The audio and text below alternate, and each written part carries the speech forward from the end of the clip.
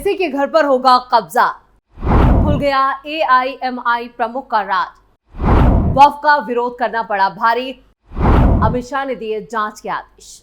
नमस्कार, आप सभी का बहुत बहुत स्वागत है। आप देख रहे हैं स्पेशल स्टोरी, मैं हूं परवीन शेख। वक्फ बिल के विरोध का झंडा बुलंद करने वाले असदुद्दीन ओवैसी खुद वक्फ की जमीन कब्जाने के आरोपों से घिरे हुए हैं। उत्तराखंड वक्फ बोर्ड के अध्यक्ष ने आरोप लगाया कि ओवैसी ने वक्फ की कई संपत्तियों पर कब्जा किया है और वो नाम मात्र का किराया दे रहे हैं। ओवैसी पर ऐसे आरोप वक्फ वेलफेयर फोरम के चेयरमैन जावेद अहमद भी लगा चुके हैं। सवाल यह है कि क्या वक्फ का विरोध करने वाले ओवैसी इन आरोपों पर जवाब देंगे? वैसे जवाब तो उन्हें मुस्लिम समाज को भी देना होगा, जिनकी 3000 करोड़ की संपत्ति पर खूंटा गाड़ कर बैठे हैं ओवैसी साहब। वक्फ पर ओवैसी बुरी तरह से फंस गए हैं। इस बीच ऑल इंडिया मजलिसे इत्तेहादुल मुस्लिमीन यानी एआईएमआईएम ने साफ तौर पर धमकी दी है कि अगर वक्फ बिल लाया गया तो उसके खिलाफ वो देशव्यापी आंदोलन करेंगे। एआईएमआईएम के दिल्ली अध्यक्ष डॉक्टर शोएब जमाई ने सोशल मीडिया अकाउंट पर एक पोस्ट साझा की है और लिखा, अगर वक्फ बिल जबरन मुसलमानों पर थोपने की कोशिश की गई तो देशव्यापी आंदोलन होगा और इसकी शुरुआत दिल्ली से करेंगे। पिछली बार आंदोलन जहां से खत्म हुआ था, शुरुआत भी वहीं से होगी। हम अपने लोकतांत्रिक अधिकारों का इस्तेमाल करेंगे और संविधान में अल्पसंख्यकों को दिए गए अधिकार पर हमला बर्दाश्त नहीं करेंगे। यानी ये है वक्फ बिल पर ओवैसी साहब का स्टैंड। और इस बीच उनका एक बड़ा राज जो है वो सामने आ गया है। ना सिर्फ यूपी बल्कि उत्तराखंड में भी कई ऐसी जमीनें हैं जिस पर कब्जा करके बैठे हैं ओवैसी साहब। शायद इसलिए ओवैसी को सबसे ज्यादा डर लग रहा है। लेकिन अब तो बिल पास हो गया, अब क्या करेंगे? अब यही तो वजह है कि अब क्या करें, इसलिए आंदोलन का बहाना बनाया जा रहा है, आंदोलन की धमकी दी जा रही है और मौलाना साहब अब सीधे तौर पर मोदी सरकार को धमका रहे हैं। संसद में वक्फ बिल पर ओवैसी को झटका। वक्फ संशोधन विधेयक को पारित कराने के लिए लोकसभा में चर्चा हो चुकी है। जमकर हंगामा, बवाल, झगड़ा सब कुछ हुआ। जहां सत्ता पक्ष इस बिल को पास कराने के इरादे से पहले ही मैदान में उतर चुका था, तो दूसरी तरफ विपक्षी दल इस बिल को लेकर सरकार को घेरने की कोशिश में लगे रहे, जिन्हें मुंह की खानी पड़ी। विपक्षी दलों का कहना था कि वो इस बिल को पास होने से रोकने की कोशिश करेंगे, जहां वो पूरी तरह से नाकाम रहे। दोनों सदनों में प्रस्तावित कानून पर चर्चा के लिए 8-8 घंटे दिए गए। राष्ट्रीय जनतांत्रिक गठबंधन यानी एनडीए हर तरह से विपक्ष पर भारी पड़ा। भारतीय जनता पार्टी के बाद 4 सबसे बड़े घटक दलों में तेलुगु देशम पार्टी, जनता दल यूनाइटेड यानी जेडीयू, शिवसेना और लोक जनशक्ति पार्टी रामविलास पासवान ने अपने सांसदों को व्हिप जारी कर दिया था और सरकार के रुख का समर्थन करने का ऐलान पहले ही कर दिया था। सरकार ने हर तर्क का दिया करारा जवाब। केंद्रीय अल्पसंख्यक और संसदीय कार्य मंत्री किरण रिजिजू ने मीडिया से कहा कि सरकार विपक्ष के हर तर्क का जवाब देने के लिए तैयार है और बिल्कुल ऐसा ही हुआ।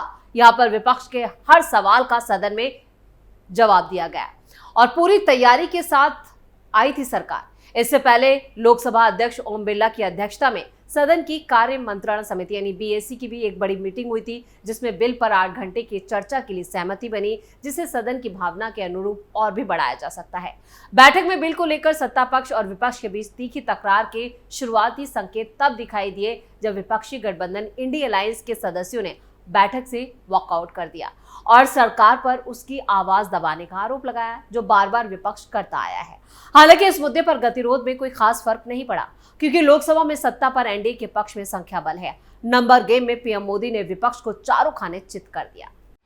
बौखलाए ओवैसी ने मोदी शाह पर किया अटैक। बिल के मुखर विरोधी एआईएमआईएम सदस्य असदुद्दीन ओवैसी ने कहा कि वो सदन में इस बिल पर चर्चा के दौरान बताएंगे कि ये किस तरह असंवैधानिक है, और उन्होंने बिल्कुल वही किया।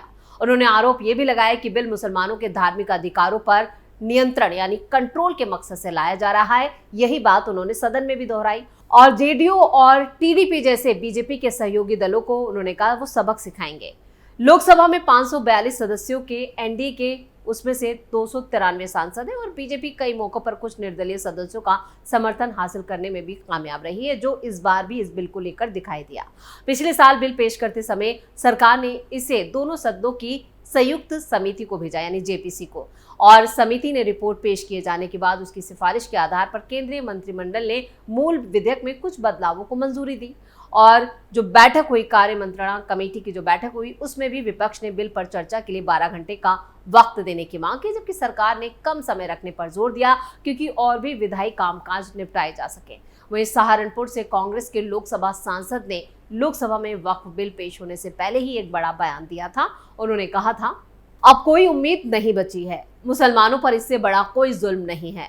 अब मुसलमानों की जमीनें छीनने का काम होगा, उनकी संपत्तियों पर बुलडोजर चलेगा। वक्फ संशोधन बिल का क्लोज 2A और 3 यहाँ पर जो है वो काफी खतरनाक है, क्योंकि यूपी में वक्फ की संपत्ति को जबरन सरकारी घोषित कर दिया गया है और इससे विवाद और बढ़ेगा।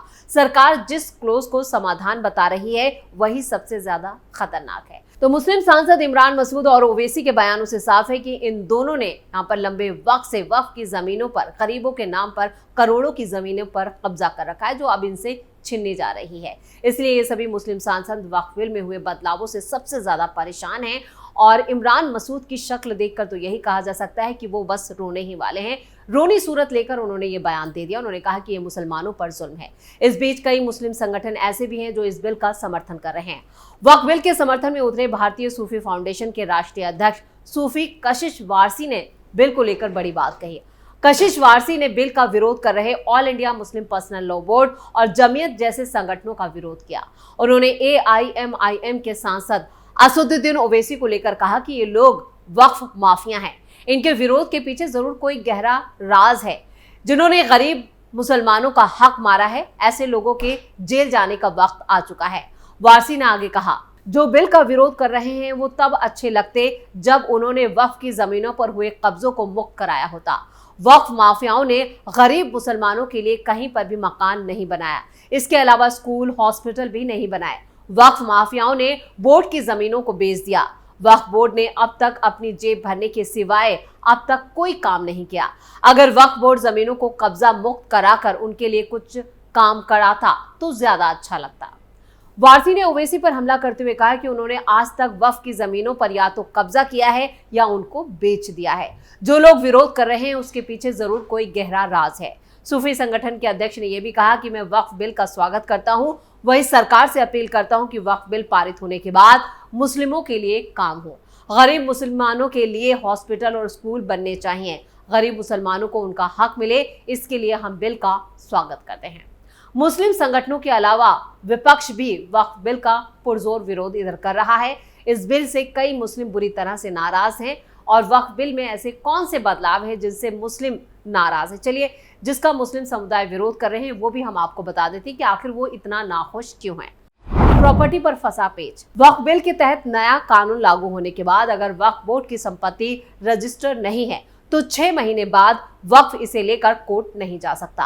आपको बता दें, कई वक्फ जो हैं वो 500-600 साल पुराने हैं जिनके दस्तावेज मौजूद नहीं है। ऐसे में वक्फ को डर है कि उसके कब्रिस्तान, मस्जिद और स्कूल कानूनी विवाद में फंस सकते हैं।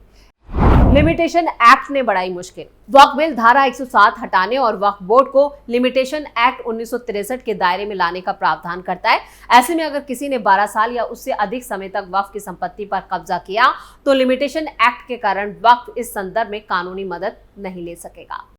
सरकार का कंट्रोल बढ़ेगा। नए कानून के तहत वक्फ बोर्ड की सभी संपत्तियों का रजिस्ट्रेशन अनिवार्य होगा। रजिस्ट्रेशन का अधिकार जिला कलेक्टर के पास होगा। वहीं सेंट्रल वक्फ काउंसिल में केंद्र सरकार 3 सांसदों को रखेगी जिनका मुस्लिम होना जरूरी नहीं होगा।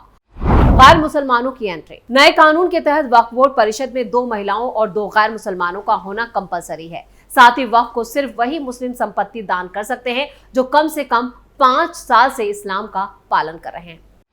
वक्फनामा जरूरी। इस्लामी परंपरा में बिना वक्फनामे के मौखिक रूप से भी संपत्ति दान देने की परंपरा है। हालांकि नए कानून के तहत वक्फ डीड के बिना कोई भी प्रॉपर्टी वक्फ बोर्ड की नहीं मानी जाएगी और इसके लिए दान का दस्तावेज होना जरूरी है। हाईकोर्ट में अपील। मौजूदा वक्फ में अगर वक्फ किसी भी संपत्ति पर दावा करता है तो उसके खिलाफ सिर्फ वक्फ ट्रिब्यूनल में ही अपील की जा सकती है और ट्रिब्यूनल का फैसला ही आखिरी होगा। मगर नए कानून के तहत ट्रिब्यूनल के फैसले को हाईकोर्ट में चुनौती दी जा सकेगी। सरकार का बड़ा तर्क। बीजेपी की अगुवाई वाली एनडीए सरकार का साफ कहना है कि इस बिल के लागू होने से वक्फ संपत्तियों में ट्रांसपेरेंसी आएगी, यानी पारदर्शिता आएगी, संपत्तियों का जो गलत इस्तेमाल है वो रुक जाएगा, मुसलमान महिलाओं और गरीबों को इसका फायदा मिलेगा। जबकि all India Muslim personal law board के मुताबिक ये बिल भेदभावपूर्ण तरीके से लाया जा रहा है, क्योंकि इन मौलानाओं को डर है कि इनकी जमीनें अब इनसे छिनने वाली हैं। यही नहीं, बिल संविधान के आर्टिकल 14, 25, 26 के तहत मौलिक अधिकारों का भी उल्लंघन करता है। ये कहना है सिर्फ ओवैसी जैसे मुसलमानों का। वक्फ बिल के समर्थन में कौन कौन? बिल को पास कराने के लिए एनडीए सरकार एकजुट नजर आ रही है और बिहार एनडीए पहले ही इस बिल के समर्थन का ऐलान कर चुका है। मोदी सरकार के सहयोगी दल टीडीपी और जेडीयू भी बिल का समर्थन कर चुके हैं। कांग्रेस पार्टी समेत पूरा विपक्ष बिल का विरोध जरूर कर रहा है, लेकिन कांग्रेस खुद इस पर बटी हुई नजर आ रही है। विपक्ष ने इसको लेकर बैठक भी बुलाई थी और इस बैठक में ही कई ऐसे नेता थे जो मौजूद नहीं थे। बैठक में बिल के खिलाफ लोकसभा में वोटिंग करने का ऐलान हो चुका था।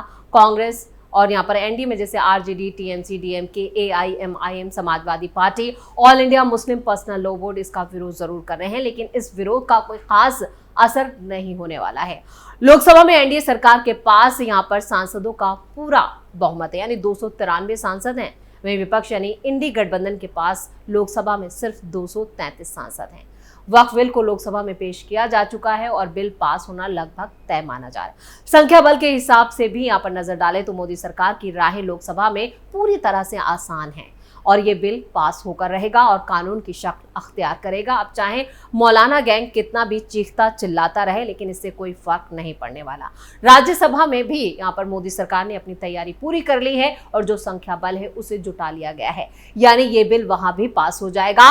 ऐसे में मौलाना गैंग के पास सरेंडर करने के अलावा अब कोई भी विकल्प नहीं बचा है। चाहे वो कितना भी हो हल्ला कर ले, हंगामा कर ले, ये बिल कानून की शक्ल अख्तियार करेगा।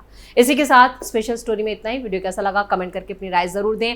वीडियो को लाइक करें, शेयर करें और कैपिटल टीवी को सब्सक्राइब जरूर करें। धन्यवाद।